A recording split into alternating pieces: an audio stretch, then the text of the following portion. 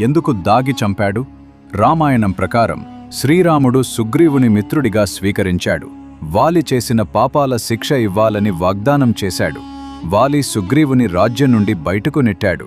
అతని భార్య రోమాపై బలవంతంగా అధికారం చూపాడు. ఇది మహాపాపం. క్షత్రియ ధర్మం ప్రకారం పాపానికి శిక్ష ఇవ్వాలి. శ్రీరాముడు సుగ్రీవుని చివరి అవకాశం ఇవ్వమని వాలి వద్దకు పంపాడు. కాని వాలి ఆహ్వానాన్ని తిరస్కరించాడు. శ్రీరాములవారి వంశపరంపర ప్రకారం పిచ్చిగా మారిన జంతువులను వేటాడాలి మరియు వేట అనగా దాగి చెయ్యాలి. వాలి వానరుడైనందున వేట చట్టం అతనికి వర్తిస్తుంది. ఇంకొక ముఖ్య కారణం, వాలి యుద్ధ సమయంలో ఎదుటి వ్యక్తి శక్తుల 60 భాగం తీసుకునే వరం కలిగి ఉన్నాడు. హనుమంతుడి చిన్న శక్తితోనే అతని శరీరం విపరీతంగా ప్రతిచర్యించింది. అయితే శ్రీరాముడు స్వయంగా విష్ణువు అవతారం. వాలి అతని శక్తిని తీసుకునే ప్రయత్నం చేస్తే అతను ఆ క్షణంలోనే నశించిపోయే